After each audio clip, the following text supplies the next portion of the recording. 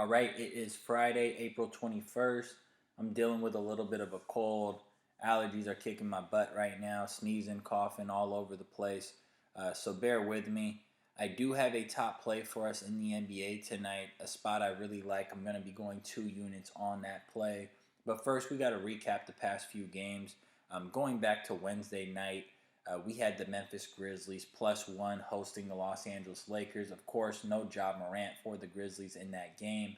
And it didn't really matter because the Memphis Grizzlies, when they're clicking on the defensive end, when everybody's providing good help defense, when everybody's rotating, when they're hustling that hard. And Dillon Brooks, look, I'm not the biggest Dillon Brooks guy. I don't think anybody really is. He's kind of an annoying guy just to even look at.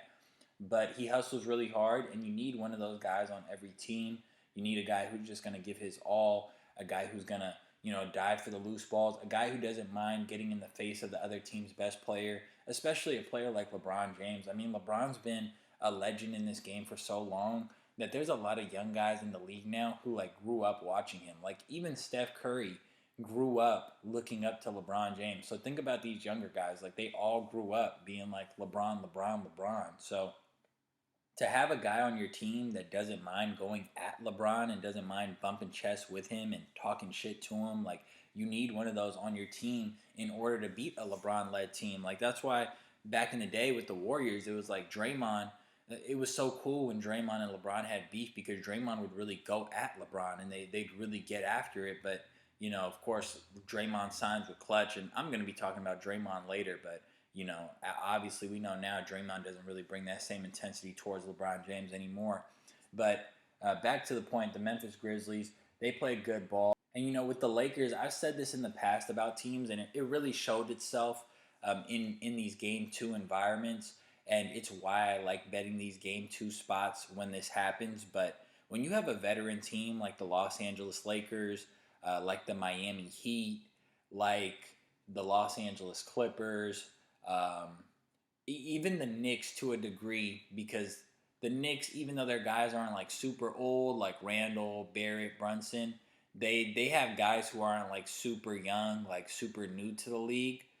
They have guys who are poised. So my point in saying that is when these guys go on the road and they're able to get one, they're able to steal a game, and they're stealing home court from the higher seed, that's the mission right there. You don't have anything more you really have to do.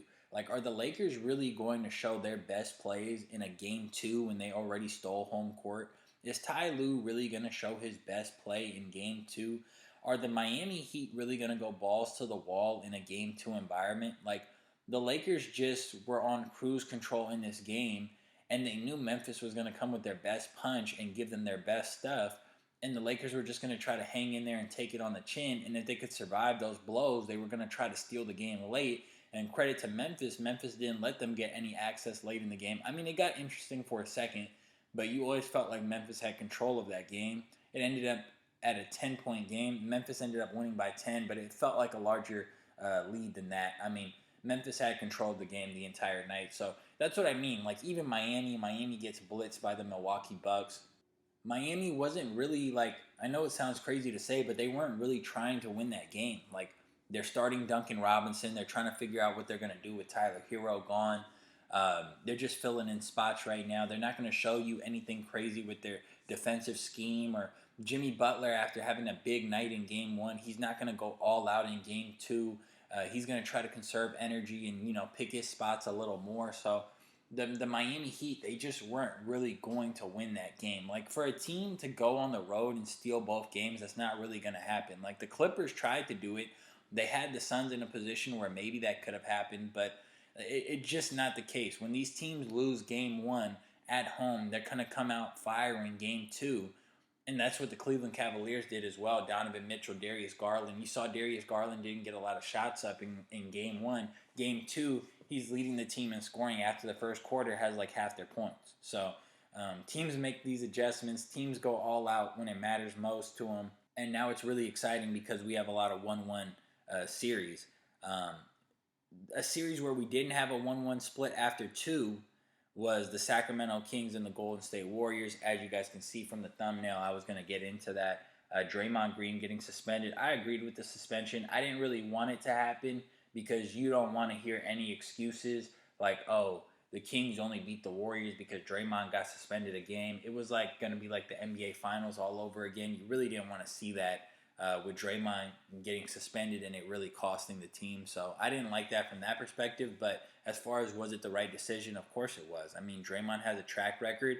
He's not being shrewd at all. He's edging on the crowd with Adam Silver in the crowd, like watching it live. Like, he's a guy who's been making dirty plays his whole career, and I love Draymond Green. I was watching him at Michigan State. I grew up in the Bay Area, so I've seen his whole entire Warriors career. I remember when guys were looking at him as a tweener and didn't really know if he could fit in the modern NBA. Now he is the modern NBA. He is your modern day small ball center. He is your modern day tweener, forward big who can like do it all kind of thing, who can rebound, who can defend, out on the perimeter, down low in the paint. He provides toughness. He can pass the ball, high basketball IQ. Earlier in his career, he would take and make that three-point shot. He also had a little floater game to him. Now he's a lot more reluctant on the offensive end to really attempt anything, but he still provides so much just from an IQ level, and he makes a lot of those sharp passes that help get Steph and Clay the ball in the spots where they can succeed.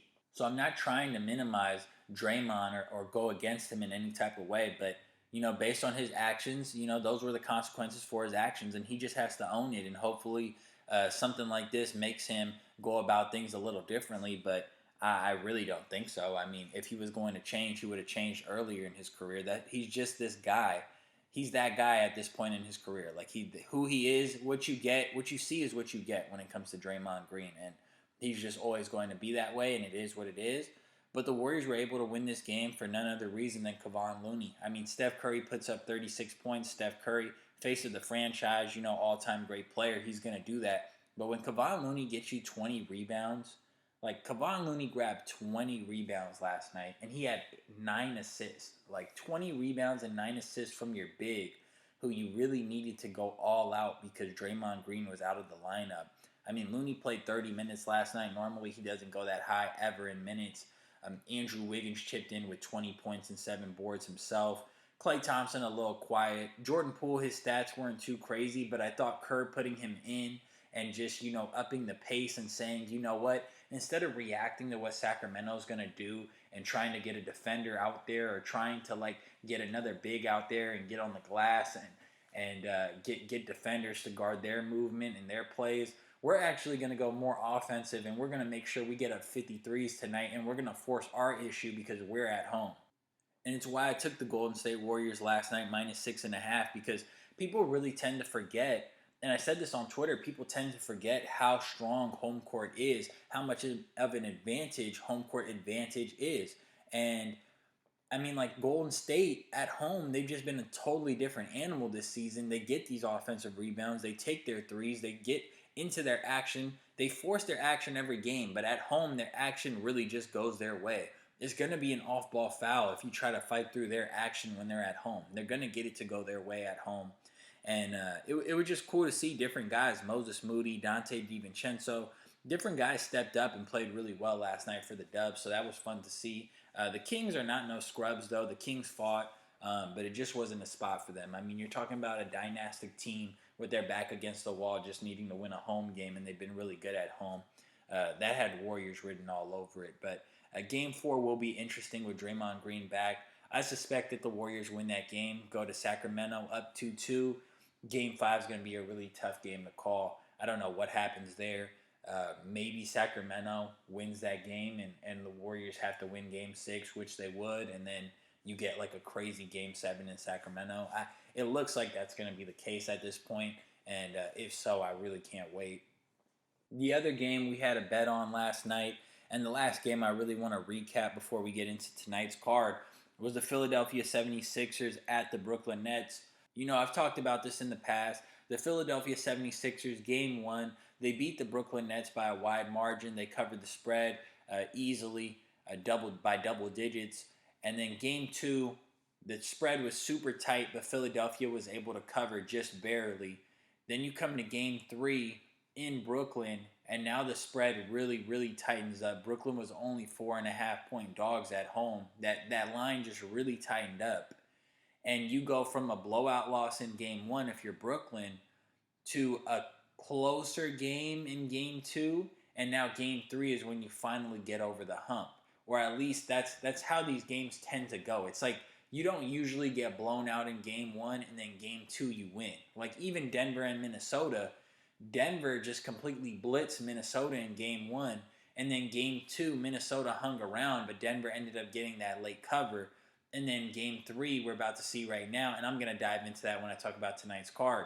But my point in saying all this is teams don't normally just go from getting smacked around to just being right there. They kind of inch towards getting over the hump. And we took Philly in game two because I knew with that line and with the situations they've been in the past that they would cover that spread, even if it was a little bit tight. I expected Philly to win that game by 12 to 16 points. They ended up winning the game by 12 points. It took forever for them. It wasn't until like the last couple minutes of the game that they were actually covering, so it was super tight. But Philly got over it. I mean, when you looked at Philly the year before, and I use it as a corollary spot, and I know people sometimes think I'm overthinking stuff, but I like to pay attention to how teams have played in past scenarios and how teams, especially when they have similar rosters, how they functioned in certain environments. And when you look at the Philadelphia 76ers, game one versus the Toronto Raptors last year, they blew out the Raptors. They won by 20 points. What happened this year, game one versus the Brooklyn Nets, they won by 20 points. Game two against the Toronto Raptors last year, they won by 15 points on like a minus 7.5 point spread. But game one spread was minus 4.5. So the spread went higher in Philadelphia's favor. It went much higher. And the score of the game actually got a little tighter. It went from 20 to 15. So they got a blowout cover in game one. Game two was a little closer, but they got the cover. And that's what happened today. That's what happened in game two this year. I mean, Philadelphia was minus 8.5 in game one and won by 20. Then game two, they were minus 10 and they won by 12. So it tightened up there. So in game three, I thought that'd be the game that Brooklyn finally gets over the hump. Of course, Brooklyn's controlling that game for much of the game. In the third quarter, they explode. They're looking like they're going to cover the entire fourth quarter. And then all of a sudden, in the last like minute or two, they're making the dumbest plays. They throw the ball right to Melton. Melton goes and gets a dunk. Maxey hits this dagger three. And now, because of CLV, we got the Brooklyn Nets at +5, and they covered that number. They didn't cover, but they pushed that number for us. And we end up getting a push instead of an easy money cover. But, you know, I hate pushes. I hate pushes when I feel like I'm supposed to win. I don't mind pushes when I felt like I was supposed to lose. For me, pushes just depend on kind of how I was feeling during that game. And I definitely feel like we were on the right side and came up just short. You know, it sucks when you're doing a lot of studying just to break even and you don't come out with a winner. Now, once again, when you look at the 76ers and you correlate what they're doing this year in the first round to last year, what they did in the first round, in game three last year, they did go to overtime with Toronto and they covered as a favorite in overtime. Of course, Embiid hit that crazy shot. And now when you look at the 76ers in game four, you almost expect the Nets to win because the Raptors won game four after being down 0-3. The Raptors went and won game four. But I'm not sure that I trust these Brooklyn Nets the same way that I trusted those Raptors. Those Raptors went out and won that game, and they even went into Philadelphia and they won game five. I don't know if this Philadelphia team is going to quite do the same thing just because this Philadelphia team is a little better than last year's squad. And also, there's a lot of bad blood between the 76ers and the Brooklyn Nets at this point. So Philadelphia might just come motivated, and they've been a good road team all year. So they might just come motivated and just beat the Brooklyn Nets and just sweep them in 4 games. But depending on the line and, you know, just looking at the situational spot and correlating it to last year, depending on the line, there is a chance I could be on Brooklyn in game 4. But most likely that's going to end up being a no touch for me. Moving on to tonight's games, we got the Boston Celtics at the Atlanta Hawks. The Boston Celtics are currently 5.5 point favorites at the Hawks. And, you know, the past few years, we've made so much money taking the Atlanta Hawks as home underdogs. Like if the Golden State Warriors went to Atlanta, if the Celtics, if the Bucks, like if somebody good went to Atlanta and Atlanta was like a home underdog or even was like a short home favorite, they always just cleaned up in that spot. Like it just felt like Atlanta, especially like on like these Friday night games, they always turned up. Like it was always a great spot to take them in. But last year we saw in their 2 home games against the Miami Heat, not nearly the team that these Boston Celtics are this year. And that Miami Heat team was able to take game 4 from the Hawks, and in game 3 that game went into like OT, or like it went like down the wire. I remember I had the Hawks in that game, and they came back from like down huge. Like I think they gave up a 21-0 run at one point in that game before coming back, and then Trae Young hitting like a little floater with like 10 seconds left to give them a win. So the Atlanta Hawks are very vulnerable this year. Of course they got the new coach Snyder. Snyder and Trae Young don't appear to be on the same page. This isn't a team, just everything they have going on. This isn't a team that I really feel comfortable backing.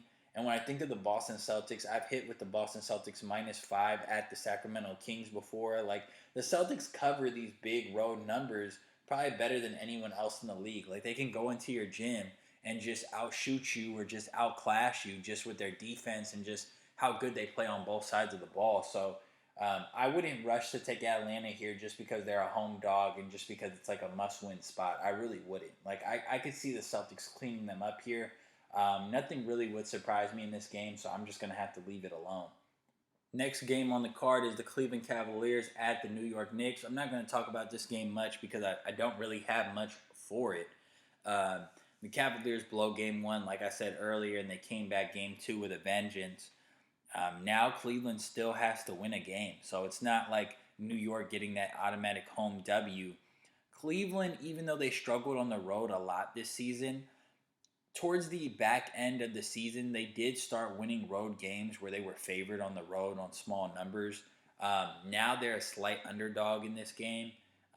It's hard to really have a feel for what goes on here. I could honestly see Cleveland winning, or at least I'll say this.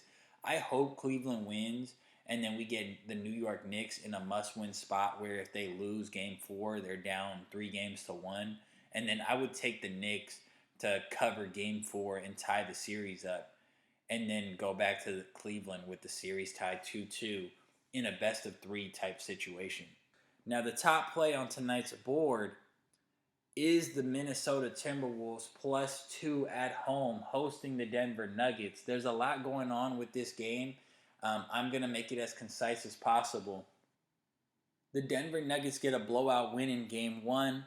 They follow that up with a game 2 that's real tight, real close. The Minnesota Timberwolves are starting to see some light. They're starting to have some life in this series. And game 3 is when they come home back against the wall like they did in that play-in tournament against the OKC Thunder. And it's where they really have to rally and just galvanize the squad and get everybody together. And they just have to get this game. You can't fall down 0-3 to the number 1 seed. You feel like you can compete against Denver. You beat them in the regular season. You've had close games with them in this series. Anthony Edwards balled out last game. Mike Conley, Kyle Anderson, those are veterans who have been here and done it before. Cat is a very talented player, whether you like him or not. Rudy Gobert, I don't like him, but he provides some stability around the paint. And even though he can't guard Jokic, he's just going to be a big, he's a big body to have down there. It'd be nice to have Naj Reid, but hey, regardless, no Naj Reid, no McDaniels. I still think this Minnesota Timberwolves team, led by Coach Finch, who I actually like, I do think that this is a team that can hang around in this series. I don't think this series ends in like 4 or 5 games. I wouldn't be surprised if Minnesota won game 4. I wouldn't be surprised if this series went 7 because Denver has really struggled on the road. They're only 5-11 ATS as road favorites against the Western Conference. When they're traveling to these other teams in the West, they are 5-11 as a road favorite this season. That's horrible. They're not getting the job done when they're favorited on the opposing team's home court, a team that knows them well. We have to differentiate between Western Conference teams and Eastern Conference teams because Western Conference teams see each other. Denver Nuggets are going to see Western Conference teams more often.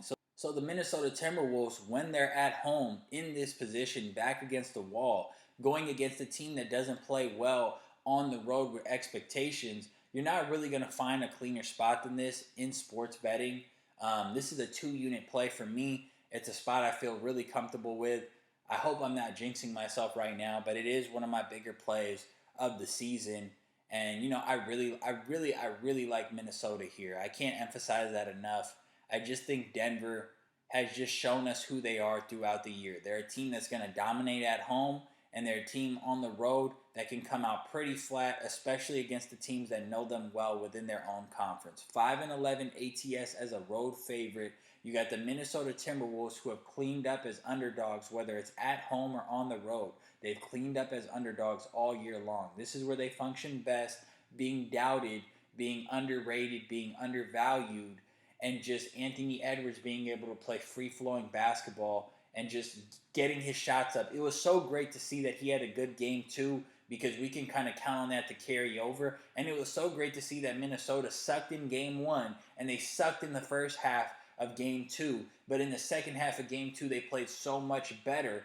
And there was so much sharp money on Minnesota in game two. It's like everything's pointing towards this being the game where Minnesota gets over the hump. So like I said, we took the Brooklyn Nets yesterday, and they didn't quite get over the hump. We got a push yesterday, but they should have got over the hump. Now we're taking another team that has a great opportunity to get over the hump, and Minnesota's just a better basketball team than that Brooklyn team, and I don't really know if Denver's even a better team than that Philly team that Brooklyn played. So it's an even sharper spot. It's an even smoother play. There's just a lot of transparency here, and I can't overstate just how few times throughout a course of a season we're really going to have this much data on a team and this much access to a team, and we're really going to be able to take advantage of a spot like this. So the Minnesota Timberwolves +2 at home is the top play on tonight's card. I will be posting that online shortly, and tomorrow I will be posting plays online. I probably won't have time to get on here. Like I said, I'm dealing with a little bit of a cold. It's been a busy week also, but make sure to check me out on Twitter and Instagram to see tomorrow's top plays, and I'll get on here as soon as I can. As always, thanks for listening. Make sure to like, comment, and subscribe. Share the videos for me. Until next time, peace.